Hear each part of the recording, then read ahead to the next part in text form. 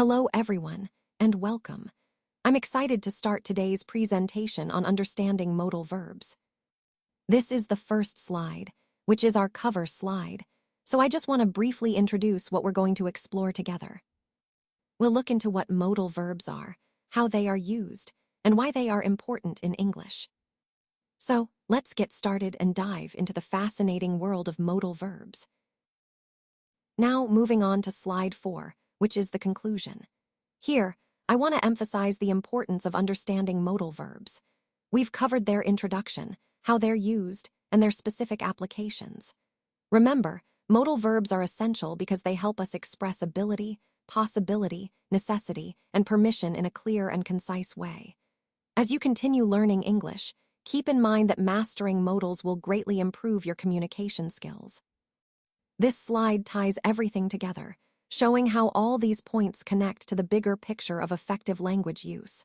So, let's keep these key ideas in mind as we move forward in our study. Let's take a moment to introduce the concept of modals. Modals are a special group of auxiliary verbs that help us express necessity, possibility, permission, and ability. They are essential because they add nuance and clarity to our sentences. When we talk about modals, we're really talking about how we communicate different shades of meaning beyond simple statements. Throughout this presentation, you'll see how understanding modals can improve your ability to express yourself precisely and confidently in various contexts. So, grasping the key points about modals is fundamental because they are integral to effective communication in English. Let's take a moment to look at this pictorial representation of modals. As you can see, this visual helps us understand how modals function in language.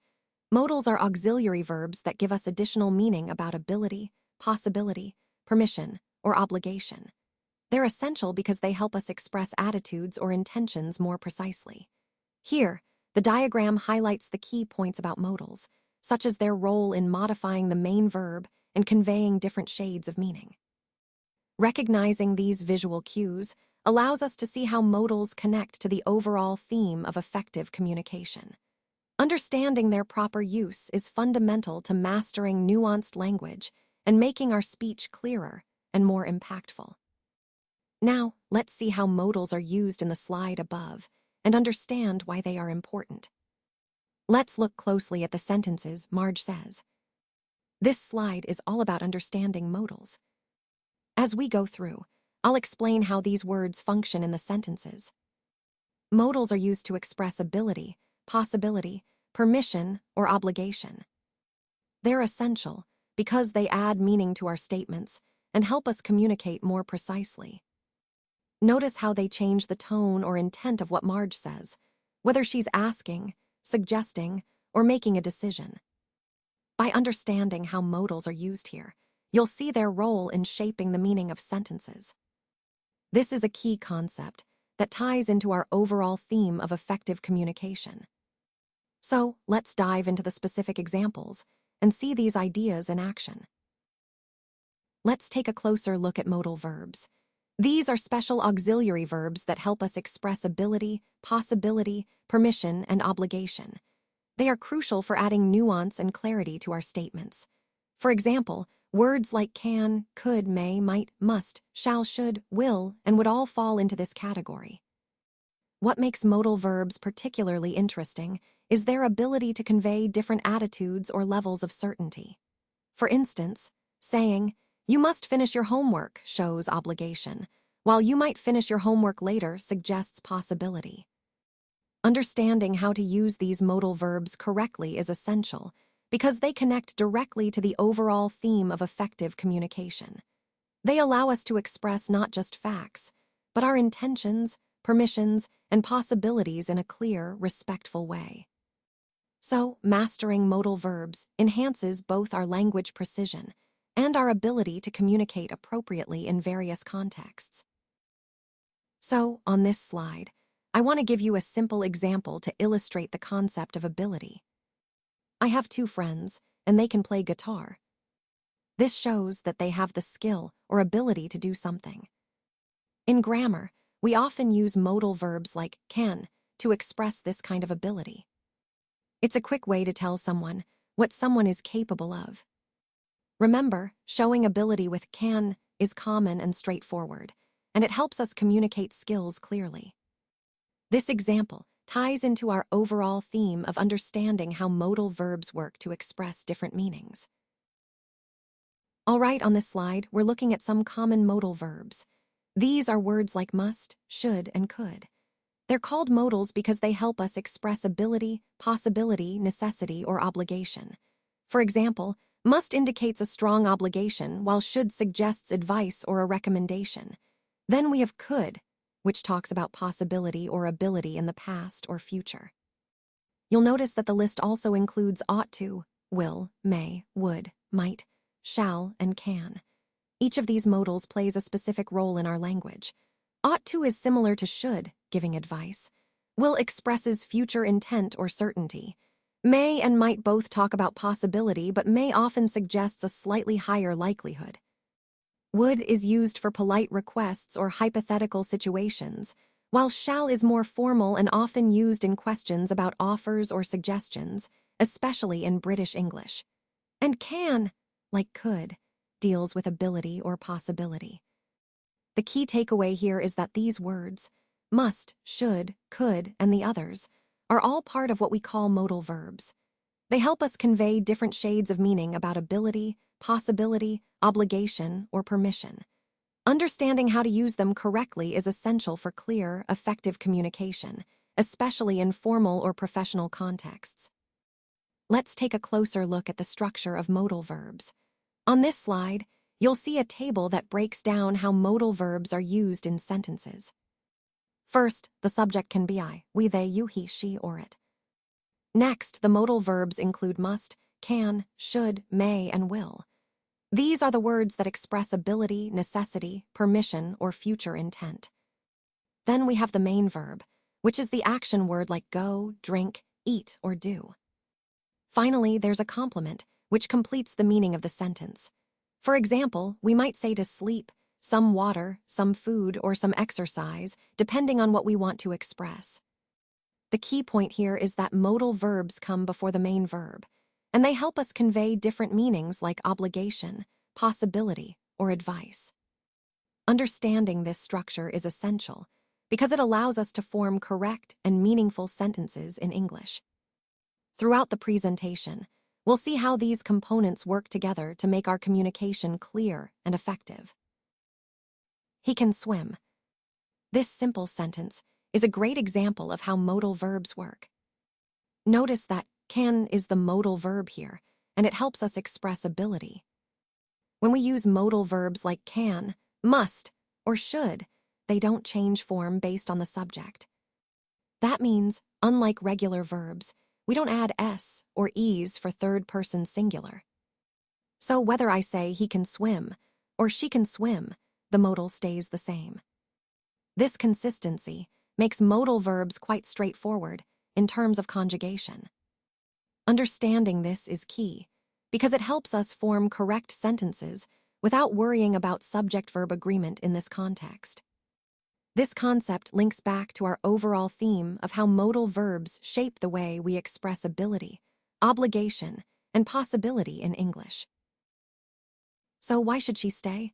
That's the question we're exploring here. Now, as you can see, we have 3 key points. First, she shouldn't stay. That's a negative form. Then, she should stay, which is an example of a positive statement. And finally, a very important point. Modal verbs don't need auxiliaries to form negatives and questions. This is a key property of modal verbs that makes them quite flexible.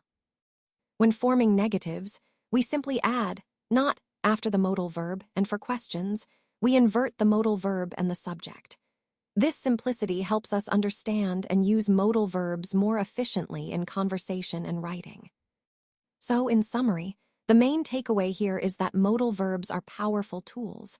They don't require extra auxiliary verbs to make negative sentences or questions, which streamlines our language use and makes it more straightforward. This understanding ties into the overall theme of mastering modal verbs to communicate clearly and effectively. Let's look at this example. You cannot use canning to might.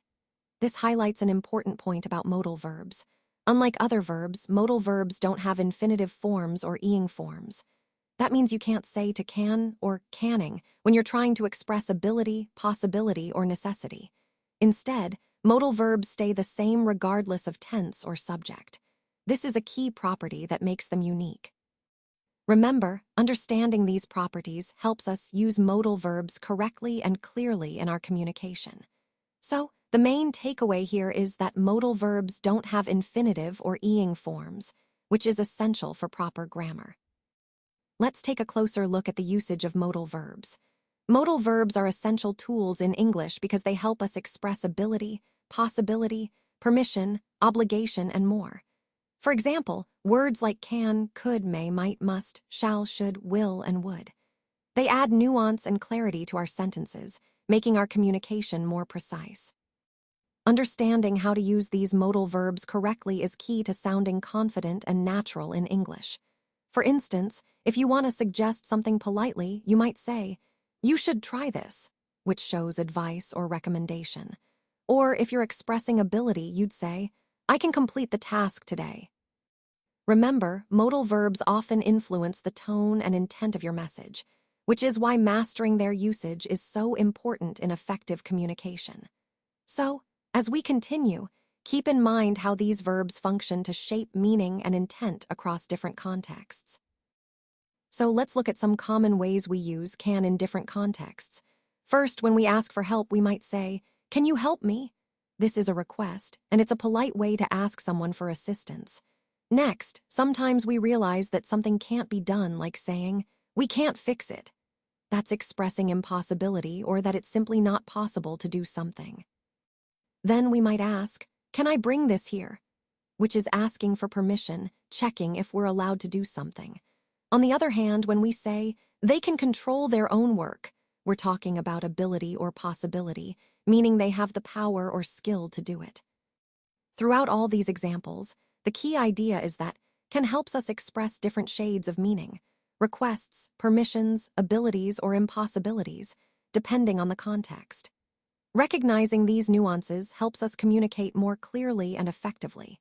It ties into the overall theme of understanding how modal verbs like can shape our conversations and intentions. On this slide, we're looking at how we use could in different situations.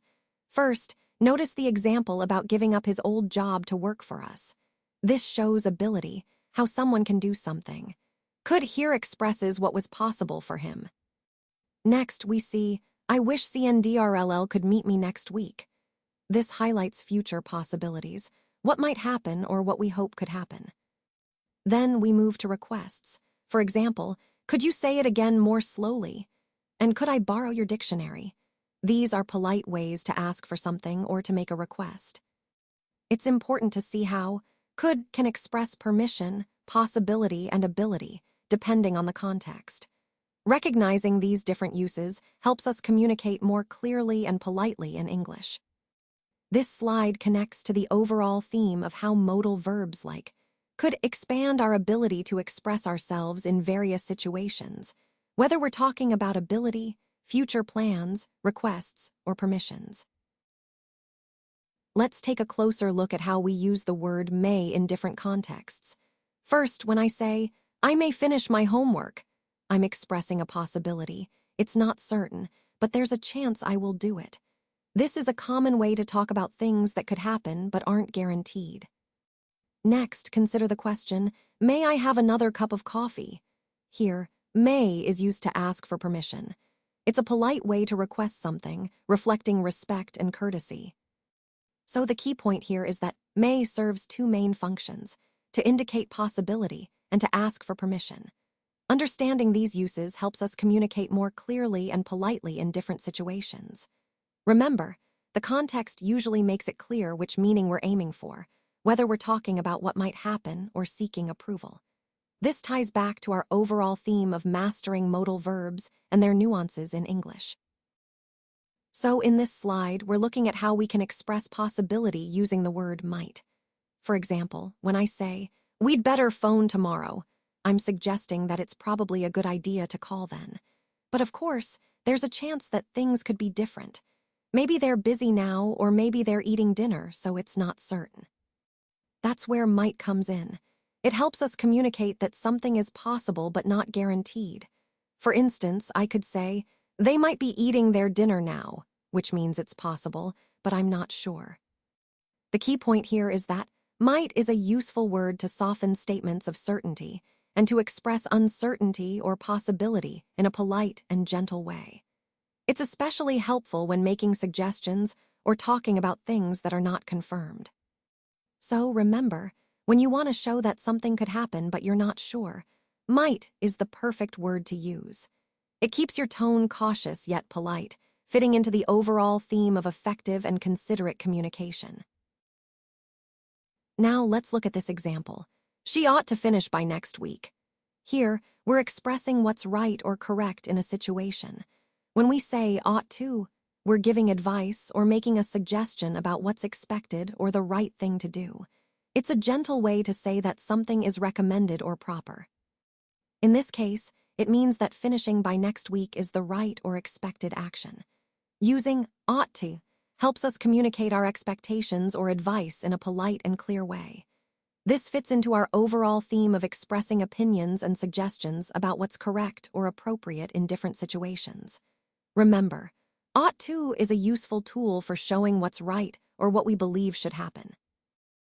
Now let's look at some common ways we use shall in everyday conversations. First, we often ask for permission with questions like, shall I do that? Or, shall I help you with your luggage? These are polite ways to offer assistance or seek approval. Next, we might use shall we when suggesting plans or arrangements, such as, shall we say 2:30 then? This invites the other person to agree or suggest an alternative. You'll notice that shall is very useful for making offers, suggestions, and asking for permission in a gentle, polite way. It's especially common in more formal or traditional English, and it helps keep our conversations courteous and cooperative. Remember, using shall connects to the broader theme of polite communication. It's a simple but effective tool to make our interactions smooth and respectful. All right, let's look ahead to next year. Fees should decrease, which is a positive development. This is something we see as a real possibility, and it's important to consider how we can make that happen. The key point here is that it's not just a hope, but something we should actively work towards. We need to focus on solving this problem, finding practical solutions that will lead to lower fees. When we talk about what's right or correct, it's about making responsible decisions that benefit everyone involved. Using the word should emphasizes our sense of obligation and the importance of taking action. Ultimately, this slide connects to our broader goal of improving efficiency and fairness in our processes. Lower fees could mean better access and more opportunities for everyone, so it's a goal worth striving for.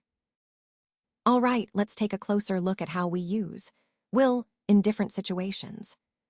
First, when I say, I'll come back on Monday, I'm making a decision about a future action, something I've planned or intend to do. Next, the word promise is important because it shows commitment. For example, if I say, I'll do that for you if you like, I'm offering to help and making a promise to follow through. Then we have offer, which is when you suggest helping someone. Saying, I can't see any taxis, so I'll walk, demonstrates that I'm offering to solve a problem or meet a need. Finally, decisions are made using will when we choose to act in a certain way. For instance, deciding to walk instead of waiting for a taxi. Overall, will helps us express future intentions, promises, offers, and decisions clearly and naturally in conversations. It's a key part of communicating plans and commitments confidently. So on this slide, we're looking at how to use would to make polite offers, requests, and ask for permission. For example, if I ask, would you like to play basketball this Friday? I'm politely inviting someone to join me, showing consideration for their interest and availability. Next, we have would you mind waiting a moment, which is a polite way to make a request, asking if it's okay for someone to wait a little longer. Then there's, would you mind if I brought a friend with me? This is a respectful way to ask for permission before bringing someone along. The key thing to remember is that would helps us soften our questions and offers, making our communication more polite and considerate. This connects to the overall theme of using polite language to build positive interactions. So, whenever you're making invitations, requests, or seeking permission, would is a very useful and polite choice. So, to wrap things up, let's take a moment to reflect on the main points we've discussed today. We've explored how implementing these strategies can really make a difference in achieving our goals. It's important to remember that consistency and adaptability are key to success. By connecting these ideas to the bigger picture, we see how they fit into our overall vision and long-term plans. Ultimately, applying these concepts will help us stay focused, motivated, and prepared for future challenges. Thank you for your attention, and I look forward to seeing how you all put these insights into action. Thanks for your attention. In conclusion, I want to emphasize that the key points we've discussed today are crucial for understanding the overall theme of our presentation. We've explored the main concepts thoroughly, but kept it conversational to make it more engaging. Remember, the most important idea is how these elements connect to create a cohesive picture. By integrating these insights, you can see how they support the larger goal we set out at the beginning. I appreciate your time and interest, and I hope you found this session valuable.